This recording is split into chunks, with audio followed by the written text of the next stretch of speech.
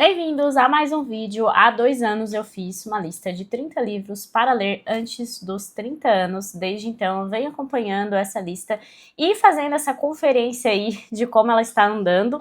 Eu percebi que ela está indo super bem por aqui. Eu tenho até o final do ano que vem para encerrar todos esses livros, porque é quando eu vou completar 30 anos, o que é um pouco assustador, inclusive.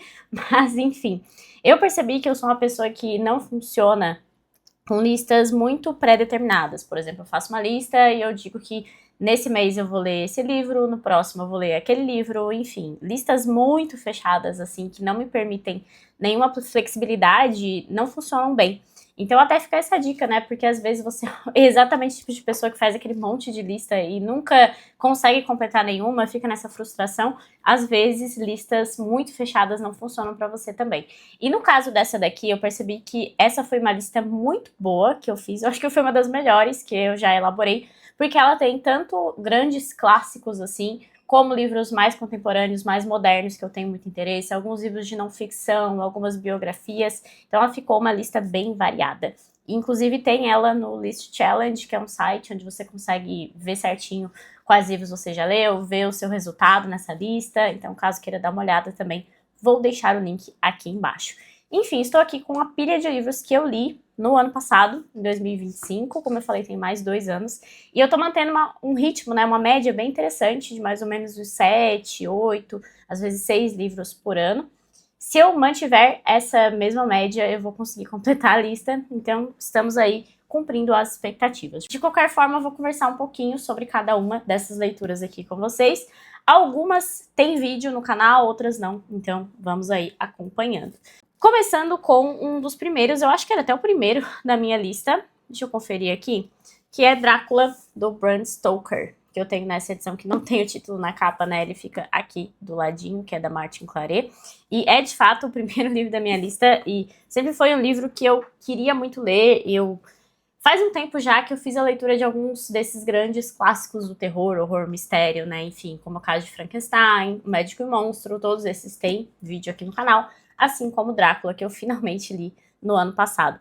Drácula foi uma leitura que eu gostei muito, achei o final meio decepcionante, o final meio abrupto demais, assim, poderia ter sido mais desenvolvido, mas eu gostei muito da ideia toda, o formato do livro é impecável, é realmente aquele tipo de livro epistolar que foi muito bem pensado e que tá tudo ali, tem toda uma ideia de quebra-cabeça para o leitor montar e identificar cada passo do Drácula e tudo mais. Quando se torna uma caçada contra o Drácula, acaba ficando um pouco mais cansativo. Eu tenho um vídeo aqui no canal só sobre esse livro aqui, a minha experiência de leitura com Drácula, eu vou deixar todos os vídeos aqui linkados na descrição também. Como eu falei, essa é uma lista bem variada de livros mais antigos e livros mais novos, então são majoritariamente clássicos, mas também temos alguns contemporâneos, como é o caso de A Insustentável Leveza do Ser, do Milan Kundera. Esse aqui é um livro que é complicado, porque ele é um livro preferido de muitas pessoas, né? Muita gente recomendava com unhas e dentes esse livro aqui e tal.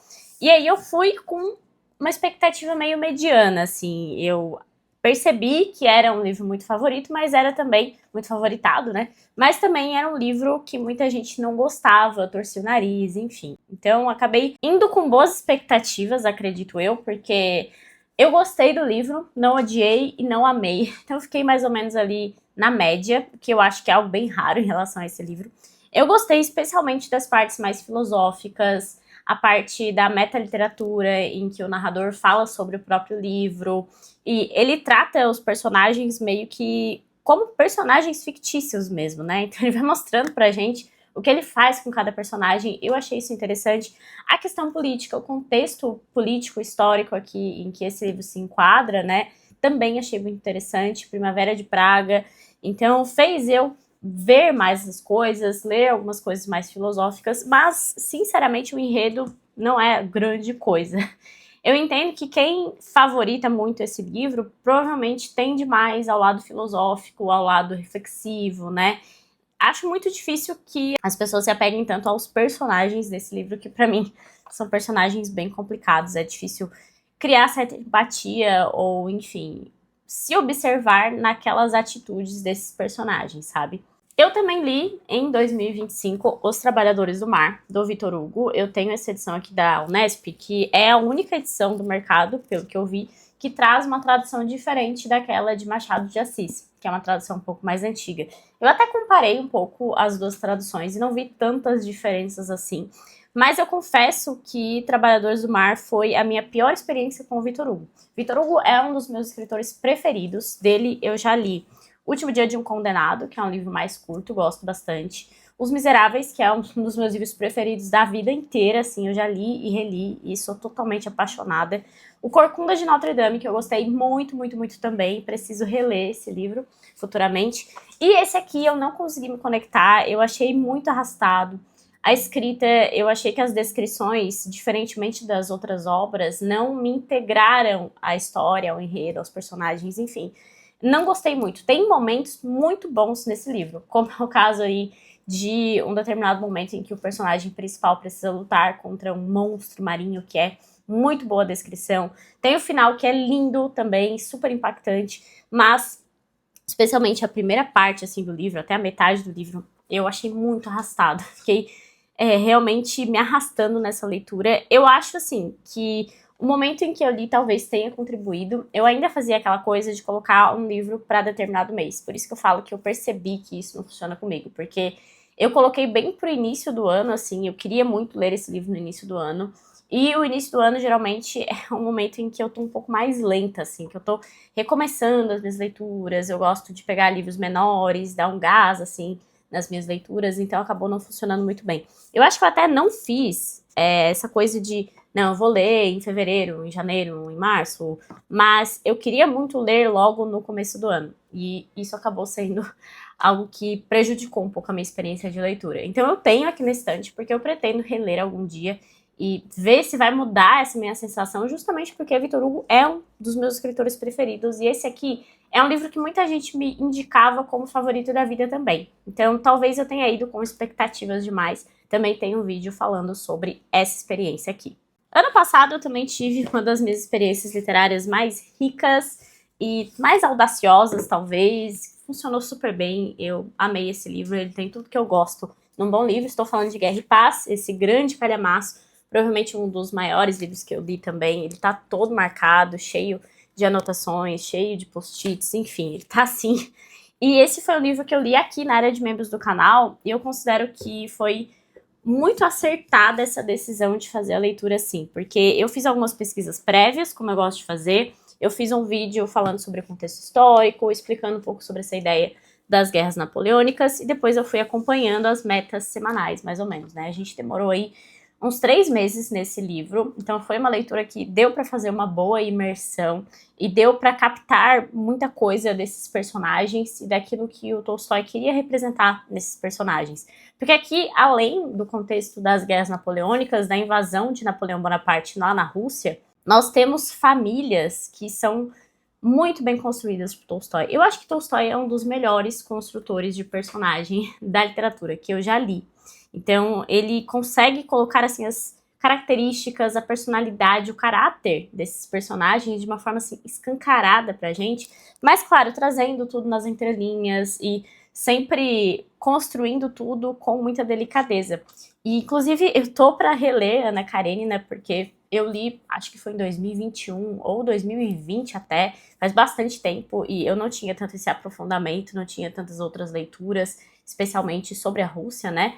Então eu tô bem curiosa para ver como vai ser a minha releitura daquele livro, porque eu lembro que eu tinha essa sensação também, né? Esses personagens tão bem construídos, tão cheios de nuances, assim, eu acho maravilhoso. E aqui em Guerra e Paz, nós tanto acompanhamos, por exemplo, famílias aristocráticas, em que alguns dos filhos vão pra guerra. Nós acompanhamos também pessoas com menos capacidade financeira, então o povo ali também, né, e os reflexos da guerra em todos esses âmbitos, tanto no âmbito político como no âmbito social, e como as relações foram mudando também. Enfim, eu acho um livro maravilhoso, tem bastante coisa aqui no canal falando sobre ele, tanto em vídeos abertos como também nos vídeos aqui da área de membros. Se você quiser fazer essa leitura, você pode assinar a área de membros e ver os vídeos aí no seu tempo, né? Então dá para fazer um aprofundamento legal aí também com isso. Eu acho que Guerra e Paz é um livro que, eu sempre comento isso, Se tivesse mais 1000 páginas nesse livro, se Tolstói tivesse continuado a vida inteira escrevendo a história desses personagens, eu provavelmente poderia acompanhá-los, porque esses personagens ficam conosco, né? E eles são muito bem desenvolvidos. Como eu falei, eu recomendo muito Tolstói, especialmente esses calhamaços. Eu sei que as novelas dele são geniais, eu amo Felicidade Conjugal, uma das melhores coisas sobre amor que você vai ler, mas Tolstói desenvolvendo um bom personagem num calhamaço é insubstituível, não tem como. Ano passado eu também li, provavelmente, a melhor biografia que eu já li até então, nesta minha curta vida. Estou falando de Leonardo da Vinci, de Walter Isaacson. Foi outra ótima escolha para a lista de 30 livros antes dos 30 anos. E eu já tinha visto muita coisa sobre essa biografia, projetos, vídeos, mas, de fato, ler essa biografia é entrar na mente de um gênio. É perceber não só as grandes coisas, os grandes feitos que o Leonardo da Vinci fez na vida dele, mas também observar o que a gente pode aplicar na nossa própria vida para nos tornarmos pessoas um pouquinho, um grãozinho de areia mais próximas de Leonardo da Vinci. Então, no âmbito da curiosidade, da experiência, dos experimentos, no caso, né, da leitura, do estudo, mas especialmente da observação da natureza e de se perguntar, né, por que o céu é azul, por que os pássaros conseguem planar no ar. Tudo isso são coisas que a gente tem na infância e a gente perde, né? Então é interessante ver como na vida toda de Leonardo da Vinci ele manteve essa curiosidade. Então isso foi algo muito incrível e que eu acho que até melhorou, assim, aprimorou a minha criatividade. Ler esse livro te torna uma pessoa mais criativa, querendo ou não, porque te deixa com mais vontade de estudar as coisas, de observar as coisas e também de voltar para assuntos que sempre te trouxeram essa curiosidade, você acabou afastando porque não são coisas úteis, não são coisas lucrativas, não tem nada que eu possa fazer na minha vida com esse conhecimento, quando Leonardo da Vinci justamente ensina isso, que talvez aquilo que não te pareça útil nesse momento vai ser útil lá na frente, ou vai desenvolver uma área do seu cérebro, ou vai fazer com que você pense em alguma coisa e crie outra, enfim. Tudo isso vai te aprimorar de alguma forma, vai melhorar sua criatividade, seu pensamento, sua lógica. Então, é uma biografia incrível. A vida dele é interessantíssima, tem as várias obras, né? As icônicas obras de Leonardo da Vinci que todo mundo conhece. Mas a vida dele e a forma com que ele via o mundo é algo muito inspirador também. Claro que Leonardo da Vinci tinha aí seus problemas. Quem dos seres humanos que passaram por esta terra não tinham seus problemas, seus defeitos? Então é óbvio que tem aí seus problemas Leonardo da Vinci, e a gente também vai descobrir isso lendo essa biografia, mas eu recomendo muitíssimo, especialmente se você quer pensar aí sobre criatividade, sobre ideias, sobre como aprimorar a sua vida nesses âmbitos, não só nesse lado puramente utilitarista da vida, que muitas vezes a gente só observa isso, né? No começo do ano passado, eu também terminei a leitura de outra biografia, que foi a autobiografia O Mundo de Ontem, do Stefan Zweig. E o momento desse livro também não foi tão bom assim, no momento que eu coloquei para ler esse livro, porque eu coloquei na virada ali do ano, eu comecei em novembro, se eu não me engano, do outro ano, e terminei em janeiro. E esse é um livro que acaba deixando a gente bastante melancólico, assim, ele é triste, né? Esse aqui é um livro que foi publicado, ele foi escrito pelo Stefan Zweig antes de tirar a própria vida. Então, ele traz para nós toda a sua vida, sua formação, aquilo que ele viu no mundo, mas especialmente as ruínas do mundo de ontem, um mundo que não existe mais e que, justamente por não existir mais, levou Stefan Zweig ao colapso também. Zweig, ele era austríaco, nasceu no Império Austro-Húngaro, que deixou de existir na Primeira Guerra Mundial. Depois, ele foi perseguido na Segunda Guerra por conta da família, né, que ele tinha origem. Eu nunca sei se fala judio ou judaico, se alguém souber, puder me corrigir aí, enfim. A família dele era de judeus e por isso ele foi perseguido. E ele vai encerrar a própria vida, literalmente, aqui no Brasil, no Rio de Janeiro. Então, ele teve aí uma vida de andanças, de exílios, de observar o mundo em que ele cresceu, em que ele aprendeu a viver em ruínas mesmo, né? Então, esse é um livro muito bom para você entender o século XX, entender o que aconteceu com o mundo, mas também tem esse aspecto melancólico e triste que pode ser aí um entrave, né? Pode ser uma questão para quem tá lendo esse livro. Eu achei uma ótima leitura, gostei muito, mas só tem realmente esse ponto aí avisar, né? Às vezes a gente entra numa leitura esperando uma coisa e acaba levando esses baques aí no meio do caminho. Outra leitura da minha lista que foi completada ano passado, provavelmente dessa lista aqui, junto com Trabalhadores do Mar, uma das mais decepcionantes foi Um Retrato do Artista Quando Jovem, do James Joyce. Eu já percebi que eu não tenho lá meu apreço com James Joyce mesmo. Eu acho que eu vou deixar Ulisses para ler muito para frente aí na minha vida. Tem muitos anos, tem muitos livros para ler antes de James Joyce. Eu gosto muito mais do estilo de narrativa do Fluxo de Consciência da Virginia Woolf. Eu não sei, parece que eu me identifico mais, parece que eu entro melhor na cabeça dos personagens. E o Joyce, parece que a forma sobrepõe muito o conteúdo, né? E eu sempre digo isso, que para mim não é a forma que é o mais importante no livro. Precisa haver um equilíbrio entre forma e conteúdo para que o livro me agrade mesmo. Isso é uma questão de gosto pessoal. Tem gente que lê um livro e prefere muito mais prestar atenção na forma. Tem gente que prefere prestar só atenção no conteúdo. Eu gosto muito de um equilíbrio entre as duas coisas. É por isso que Um Retrato do Artista Quando Jovem, pra mim, tem um momento que começa a ficar totalmente sem noção ali. A infância é muito interessante, porque ele narra com essa voz do fluxo de consciência de uma criança, então você vai pegando as coisas fragmentadas, com algumas palavras escritas erradas, lembranças, né, da infância, daquele momento que você nem tá com a cabeça bem formada, mas você já cria lembranças, sabe, no seu inconsciente, digamos assim. Então tudo isso foi muito interessante, mas quando chegou na adolescência do personagem, na juventude do personagem, eu fiquei assim tão cansada desse personagem. Pra mim foi muito cansativo terminar essa leitura. O personagem começa a ter aí umas ideias sobre religião e ele estuda no... esqueci a palavra, mas enfim, um lugar onde você estuda pra ser padre, né? E depois, em determinado momento, ele vai romper com isso por conta mais da filosofia de vida que ele adota, enfim, ele começa a ter várias reflexões, só que tudo isso é um estilo tão arrogante de pensamento, enfim.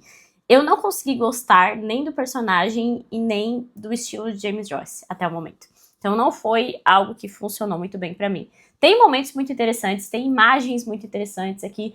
Tem um momento em que o personagem faz uma espécie de imagem da Maria, mãe de Jesus, né, que apesar de ser uma blasfêmia, né, porque a gente tá falando de um personagem que rompe com a religião e tudo mais, é uma imagem muito bonita e muito bem escrita aqui. Então tem alguns pontos altos desse livro que eu gostei, mas no geral não foi uma boa experiência para mim. E aí, para completar essa lista dos livros que eu li ano passado e que estão nos meus 30 antes dos 30, eu tive uma grata surpresa no final do ano, porque eu estava em meio à minha mudança, começando a arrumar as coisas, encaixotando livros, com quase nada de livro na estante, mas teve um livro que eu deixei aí um tempo e ficou até a última semana, porque foi um livro que o ano todo parecia que ele estava me chamando. E aí, quando eu peguei esse livro, eu li em 3 dias e eu fiquei muito impressionada. Eu sei que eu não absorvi, sei lá, metade do que tem o livro, mas aquilo que eu absorvi vai ficar comigo e nas releituras vai, com certeza, né, se ampliar muito mais. Estou falando de O Som e a Fúria, do William Faulkner, e eu gosto muito de literatura americana, né, eu vim falando isso pra vocês porque realmente é um estilo de literatura que, mesmo quando eu não gosto tanto assim, eu gosto. É muito engraçado, porque a formação do mundo, a forma com que esse país está posicionado em todos os grandes conflitos e o conflito interno que a literatura americana apresenta sempre me impressiona muito. E aqui em O Som e a Fúria nós temos uma família sulista que está totalmente ali em decadência e que tem personagens assim extremamente problemáticos. Tem uma jovem ali que acaba se perdendo no meio do caminho, tem um homem que tem mais de 30 anos que ele sofre de uma deficiência mental severa, então ele fica sendo jogado de um lado pro outro, sabe? Aquela coisa de ninguém sabe cuidar direito dele, e ele sempre sofre muito por conta de tudo isso. E ele é o primeiro narrador aqui dessa obra, que é o Benji. E esse primeiro capítulo foi um dos capítulos mais impressionantes que eu já li. Um dos primeiros capítulos mais impressionantes que eu já li na literatura. Porque ele é todo narrado como se você estivesse na cabeça desse homem de 30 e poucos anos que tem uma deficiência mental grave. Então, o tempo não existe direito para ele. As coisas não estão em ordem cronológica na mente dele. Então, ele vai e volta o tempo todo. E todo esse estilo embora seja um estilo muito moderno e que brinque muito com a forma, tem um conteúdo ali que pra mim é impressionante. Então, quando eu li O Sonho e a Fúria, eu encontrei justamente na literatura modernista aquilo que eu gosto muito, que é uma forma diferente ou uma forma muito bem feita com um conteúdo que também me prende muito. Diferentemente do caso do James Joyce, né? Realmente aqui, pra mim, a forma faz sentido com o conteúdo. As coisas estão conectadas ali de um jeito que foi muito imersivo pra mim. Eu gostei muito dessa leitura. Então, como eu falei, não foi uma primeira leitura que eu quis me debruçar sobre o livro, entender todos os meandros aqui e tudo que acontece nessa família. Tem um homem que faz parte dessa família que também tira a própria vida. Enfim, é um livro cheio de personagens muito problemáticos e eles que narram a história pra nós, né? Então, essa parte do narrador é muito interessante. Então, por isso, eu sei que nas minhas releituras esse livro vai me aparecer de forma diferente e eu sempre vou aprender alguma coisa com as releituras desse livro. Por isso que eu acho ele tão impressionante e já quero ler outras coisas do Faulkner. Eu acho que ele tem uma capacidade narrativa ali que é diferenciada, que não dá para encontrar com muita frequência, digamos, na literatura. Esses foram, então, os 8 livros que eu li em 2025, que estão na minha lista de 30 antes dos 30. Vamos ver esse ano como que ela vai andar. Provavelmente vou manter aí, como eu falei, nessa média de 6 a 8 livros por ano. Já tem 2, se eu não me engano, que estão na minha lista de 12 para 2026. Então esses com certeza serão lidos. Mas enfim, ano que vem eu trago mais uma atualização para vocês. Contem aí o que vocês acharam, se vocês já leram esses livros ou se ficaram com vontade ou não de ler algum deles. Se você gostou desse vídeo, deixe sua curtida, seus comentários, como eu falei. Inscreva-se no canal, isso é muito importante para divulgar e para ampliar também aqui a minha presença no YouTube. E até o próximo vídeo.